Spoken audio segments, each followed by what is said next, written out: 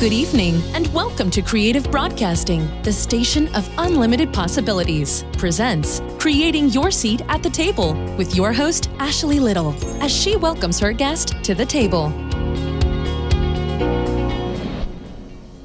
Welcome to Creating Your Seat at the Table. I am your host, Ashley Little. A little bit about myself: corporate professional by day, entrepreneur by night, CEO and founder of Ashley Little Enterprises, LLC, owner and creative Broadcasting, and co-founder and owner of Talk Radio and TV Network, LLP. Tonight we have an amazing special VIP guest by the name of Maureen Baker. A little bit about her. Maureen Baker, affectionately known as Mo, is one of the three co-founders of Girlfriend Collective, an independent publishing house. She enjoys helping women achieve their fullest potential, including becoming best-selling published authors. Maureen herself is a three-time best-selling author with 2 publications under the flourishing brand, The Girlfriend Code. She is passionate about helping women bridge the gaps in connecting and establishing meaningful relationships with one another. Maureen is also a staunch advocate for financial health and well-being. Using her innate ability to connect with others, she works in the financial and healthcare technology industry as a consultant, providing advisory services to Fortune 500 companies. Earning a master's degree in social work from the State University of New York at Stony Brook and a master's degree in business administration from Georgia State University, Maureen connects her love for people with her passion for physical health. From humble beginnings herself, she was one of 5 children born and raised in New York City. A middle child in a house full of predominantly women, life could be fun and easily hormonal at others. Weekdays consisted of battles over bathroom time, while weekends entailed enjoying the latest jams from the radio while playing cards or dancing in the middle of the living room. Known as the mediator, Maureen enjoys hanging with her friends, hosting dinner parties, and lending a listening ear while strategizing on how to help you solve your problem. To this day, Maureen considers herself to be a quintessential student, labeling her journey and evolution. She works diligently to keep up with an ever-changing financial and technological industry while helping others fill in the gap on their road to financial health. A firm believer of changes having the potential to yield substantial results, Maureen mentors others, youth and adults, aiming to cultivate untapped capabilities. Maureen knows that the right combination of knowledge, access, and confidence has the potential to be a generational game changer in the lives of others. Welcome to the table, the amazing Maureen Baker. Thanks so much for having me. Yes, I'm honored and humbled to have you on the show, Maureen. You have such an amazing bio. Thanks. Well, like I said, I'm an evolution. I worked hard on it. Came from humble beginnings and, just honed my craft and met wonderful people along the way who helped inspire me and mentor me. And so now I know, I've been given an opportunity, thankfully, to pass it on to others. And so, I'm glad and I'm fortunate to be able to do that at this time. I love it. So tell us about your entrepreneur journey. I know you're still in corporate America. So tell us a little bit about your entrepreneur journey and where you are now and how you started. Absolutely. Well, I do work in corporate America by day, very similar to you, but I've always been an entrepreneur at heart. I would say as early as maybe 15 years ago, maybe even before that, I was an entrepreneur first working in real estate, and so I owned a lot of investment properties, learned how to secure investment properties, not necessarily using only my own funds, and how to either rent it out or make it a turnkey property. So I did that for it's been about 15 years now, saw some success in that. Real estate took a turn, I would say within 2008, across the housing market or the market across the whole United States.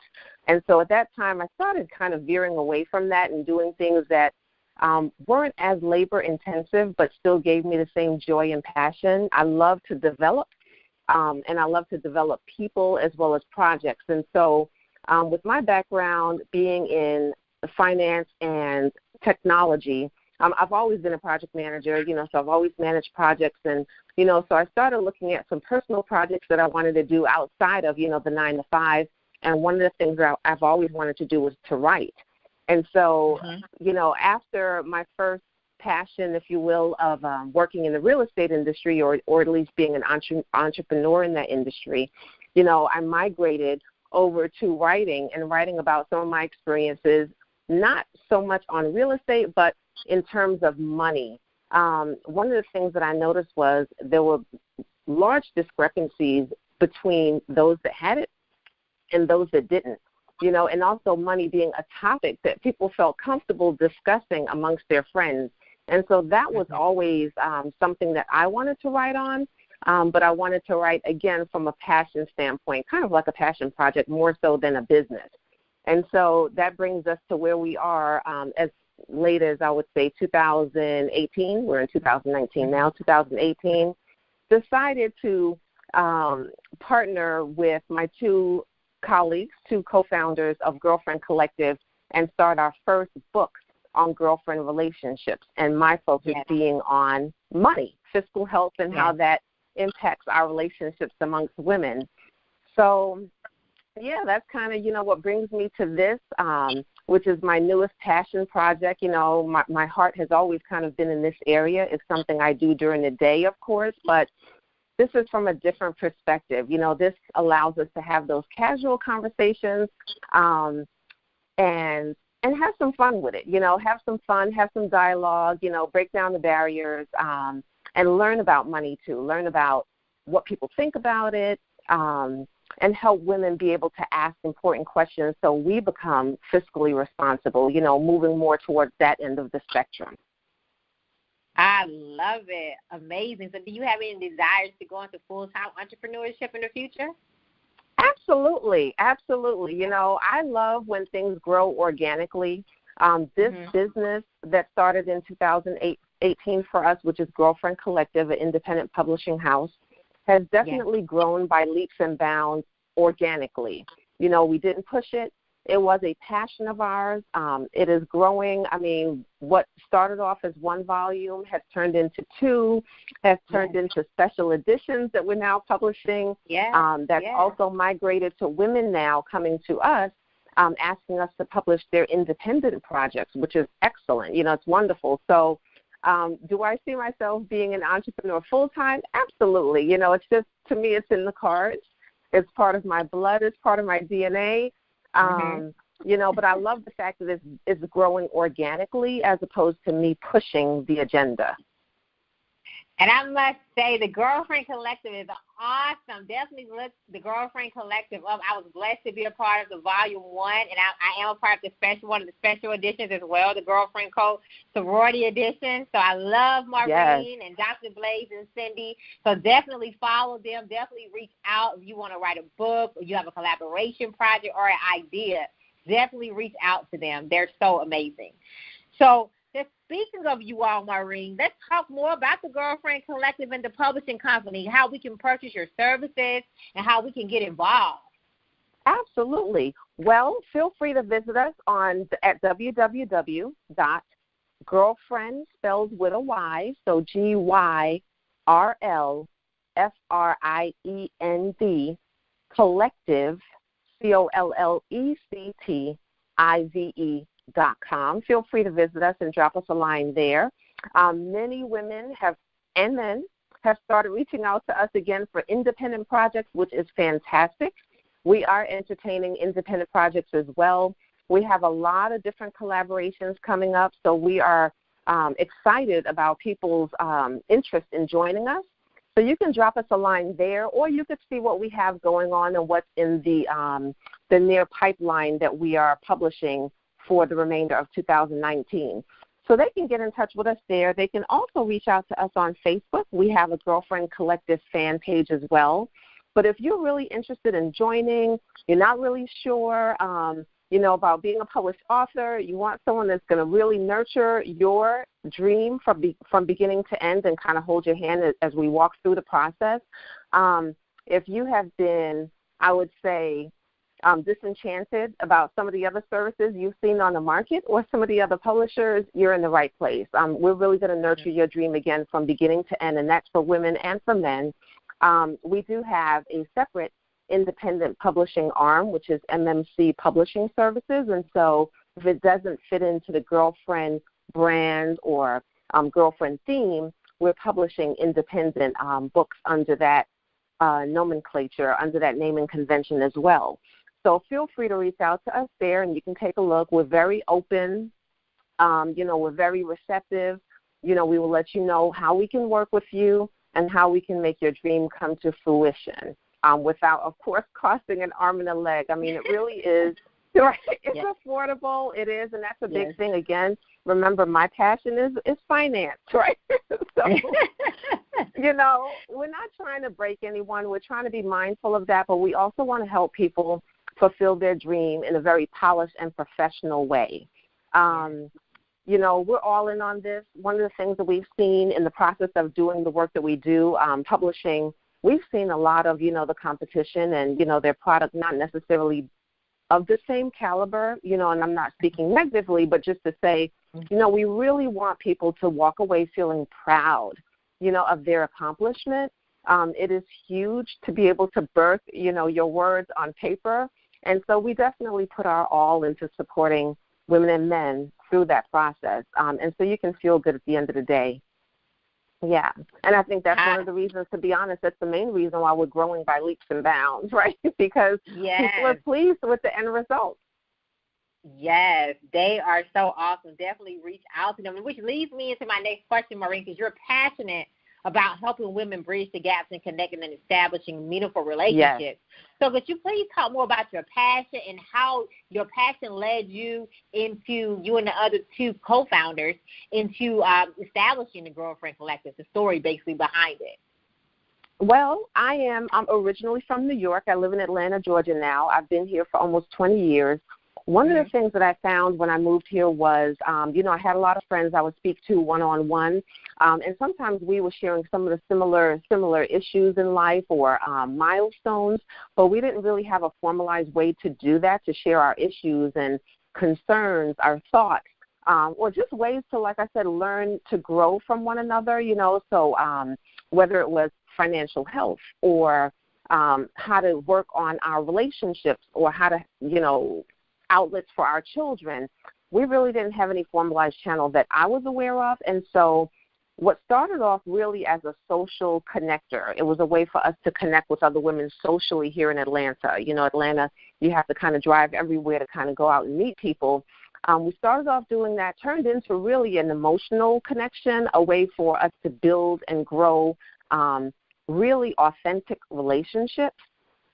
We had a huge turnout at the very first few events that we hosted in the Atlanta area. We actually had a lot of women that weren't in Atlanta that would reach out to us on Facebook and be like, oh, my gosh, I wish I lived there. You guys look like you're having so much fun. And we did, and so that's really how it all got started. I mean, it was about 6 years ago, we started off going out socially to build those authentic relationships and start having meaningful conversations. And then that migrated to, we're having all of these conversations about different issues and topics. Wouldn't it be great to actually put this to paper so we can memorialize this and other women can also learn, women that can't be here, women that can't go to the social outings. Wouldn't it be great to share these experiences with everyone? As we get older, we start to realize a lot of women are, we're isolated for different reasons. Some of us for chronic health issues. Some of us because we get married, we have children, life gets busier. When things get busier, one of the first things to go are those relationships that we have with each other, with our girlfriends. Mm-hmm. And so that was really the why in the spelling of our name. We wanted to make sure that the why was in there. We wanted to make sure that we started nurturing those relationships because at the end of the day, when, what do they say, the pedal hits the metal or, when things get tough, that person, those girlfriends are usually the first people outside of family. If you have a really close immediate family, those people are really the first people that we call to for help or for social support. And so we wanted to develop a way to rebuild that. Time, distance, things that happen in life, like I said, marriage, kids, divorce. We didn't want that to continue to impede or impact our relationships that have the capability of lasting a lifetime. And so that's really the why in the spelling of our name. That's the passion. And we have to kind of get back to that. We want to get back to nurturing those authentic relationships and growing with one another. I love it. And I just want to commend you all for creating that space for women to do that, right? To be vulnerable and be able to nurture that. Because it's so important, because sometimes, we get so busy that it actually affects our relationships, right? So I just want to commend you all for doing that, creating that space. It's tough. Life comes at you, and we're usually not ready for that, but we want to create that space that, even if life gets busy and challenging, that we carve out some time to really, again, reconnect, support, and uplift one another, which is kind of, the tenets of who we are and what we do as a publishing house, as well as our authentic relationships with one another. I have to say I have a genuine relationship with my co-founders, with the other two co-founders. Some of our relationships go back as many as 18 to 20-plus years. That says a lot. That speaks volumes. Other women do too, but sometimes, we lose focus on the significance of those relationships, and I think this is a great way for us to kind of rebuild that, start the dialogue. So writing your story, or even women picking up the books that we've published and reading the story and saying, you know what, I do have a relationship that I want to reconnect with. Or, I wonder what happened to so-and-so from high school. So I'm just glad that we're now able to offer that. I really am. I wish you could see the smile on my face, but super excited that we can offer women the opportunity to do that, Yes, I love it, which brings me into a great question, because I love talking about girlfriend relationships. So what do you think, Maureen, that girlfriends can do business together? A lot of people don't believe that can happen. So could you please elaborate more on that? Yes. Oh, that's a tough one, right? It's tough. I can't say that it's the easiest thing. You really have to have tough skin. So let me put that out there. But if you do, and if your heart is in the right place, then yes, you can do business together. And you have to agree to disagree. And you have to agree that you're not going to let that impact or jeopardize your relationship. If you have all of those things aligned, you can absolutely do business with one another. And it can work and it can flourish like ours has flourished over the past, it hasn't even been a full fiscal year yet. Yes. But, you have to have a genuine respect also for yourself and for the other person. So let me stop there and pause for a minute. Because if you respect yourself, you will treat people with the same respect you want back. And so, you can do business with a girlfriend, and it can thrive. But you just have to have that mutual understanding shared between you two. You don't have to do everything the same. You don't have to agree on everything. But at the end of the day, are you old enough and mature enough, wise enough to say, all right, we don't agree on this, but, it's not a big deal for me. I'll let you take the lead on that. Love that. So what is some advice you would give to a woman that's listening that might have tried that and, it might have damaged their girlfriend relationship? So what would be some advice you would give to that woman to, pretty much rekindle that, or maybe go back and try to fix that? Sometimes that can really mess your friendship up if it goes the wrong way. Right.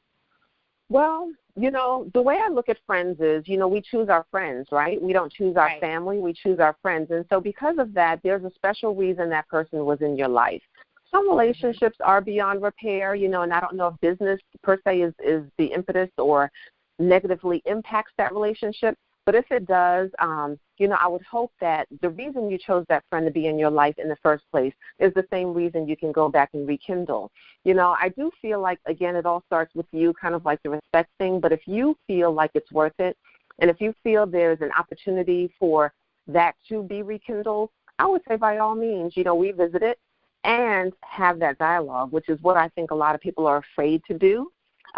They're not yet in the position where they're strong enough to be vulnerable, right? You have to be really strong to be vulnerable, to say, hey, what happened? I really loved your friendship. I loved our camaraderie. We were friends for X amount of years. How can we let this come between us? And so that would be my advice to women if you feel like something's impacted your relationship, to just, if you feel it's worth it, definitely revisit that. but be willing to put aside your pride and any ill thoughts that you have going into it. Again, go back to your why. Go back to how it started, and if it was good, then build on that. If it started off wrong, then maybe you should not revisit it. So, yeah. Love it, love it. So, as you know, girlfriend relationships are so important, just in life. And sometimes people have problems, building those relationships or even having girlfriends, right? So, what are some strategies you would give to women who are struggling with girlfriend relationships in general? Maybe they've been hurt in the past. Maybe they was vulnerable before, but now they're closed up and they pretty much ran everybody off. Or what are some strategies you would give to those people to rekindle, to let people in? Because sometimes when things happen, you close up. Yeah. You know what? You have to be open for an opportunity, and that's with friendships, that's with jobs, that's with being an entrepreneur. You have to be willing to receive it. And so just open yourself up and be willing to take a chance. Again, every day offers a new opportunity to get started. I do believe that people are capable of making changes, and that the changes can begin with them. However, you have to be vulnerable enough to do it. And so you have to be willing to say to yourself, you know what, I'm going to set aside whatever ill thoughts or whatever pride I have and take a chance, Try something new, be adventurous, give the person a shot, especially if it's a new relationship. They may not treat you like you've been treated in the past. But if you close yourself off, you'll never know. It's the same with a job or any opportunity that you're going into. You want to enter, I always try to enter a relationship like that, whether it's a job, a business opportunity, or so forth. I always enter with the best of intentions as opposed to entering and seeing people with the worst of intentions. I truly believe that people mean well. We are human, though, and so we're open to making mistakes. You're also human, and so you make mistakes as well. And so you have to keep that in mind when you go into those relationships as well, that maybe they said something wrong. Maybe you got a certain vibe from them. They're also reading you at the same time. And so it goes back to the whole respect as well. Like, they're picking up something from you. You're picking up something from them. And so be open to the fact that we're human. And I think people generally mean well, as opposed to meaning to do you harm. And so I think if you go in with that perspective, that will lighten the load, if you will, and you'll be more receptive to that relationship. Love those strategies. Take a chance, put pride aside, take a shot, and understand that we are all human. Love those, Maureen. Love those. So, Maureen, I asked all of my guests this question. How did you create your seat at the table? I'm a firm believer, if the door is closed, I go through the window. Okay? Oh, I love it. Yes, I never take no for an answer. There's always a million ways to get to the same end result. And so for me, creating a seat at the table really consisted of a lot of work, diligent work, and finding alternate ways to get to the same end result. And so I may not have traditionally done things, in terms of move up the corporate ladder, staying with the same company for X amount of years. I did different things to build different skill sets. And so for me, creating my seat was being open, trying different things out, seeing what worked and what didn't work, emulating. So, I'm a big I'm a fan of, doing that. If you see it works for someone else, why wouldn't it work for you? So taking a shot and looking at things that way, exactly, and being vulnerable, letting people know, like, hey, I love the way that you do this. I love the way that you host. You have a fantastic way of, facilitating discussions, and emulate them. I think that is one of the highest forms of flattery. And so for me, creating a seat at the table is all of those things. It's constantly reinventing myself, finding alternative methods to get to the same end result, and emulating things that I have seen that have worked successfully for others. I love it. And you know what? She's not just talking to something she does consistently every day.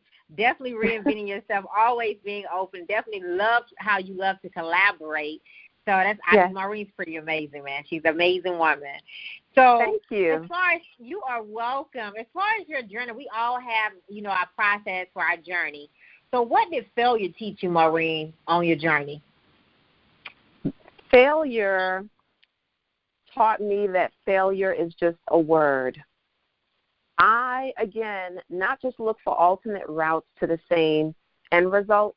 Failure to me is just a word. It's just a word in the dictionary. It's all about how you feel how you feel about yourself. I've taken certification exams, and I am going to be strong enough to be vulnerable with you all tonight and let you know I didn't pass all the certifications I took on the first shot. But you know what? Mm-hmm. I got up, I did something different, I tried again, and I may have passed it the second time. So for me, failure is not really a real word. It's only real when you put weight and power to it. Yeah. So I've never seen myself as being a failure. I may not have passed the exam the first time, but I didn't fail it either. So I think it's all about perspective. Yes. And it's always about the lesson, right?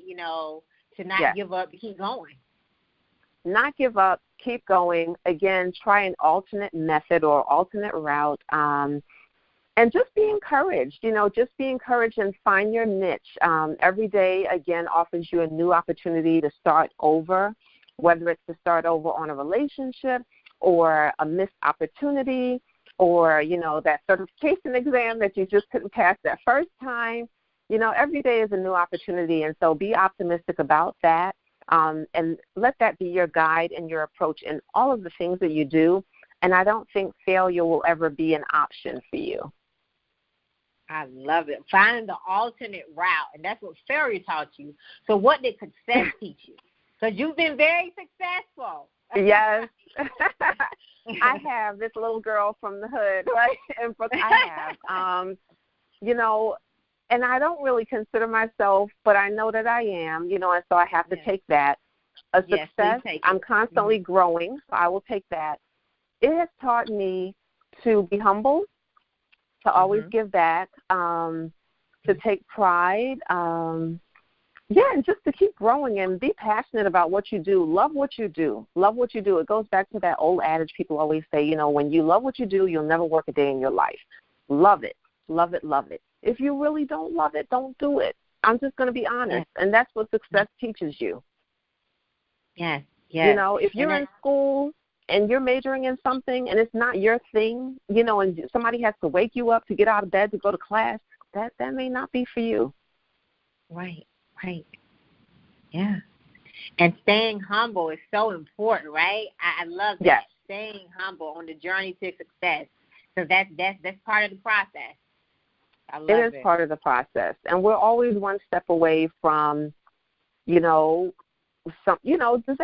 Really, in a sense, we're all one step away. The 2008 housing market taught me that firsthand.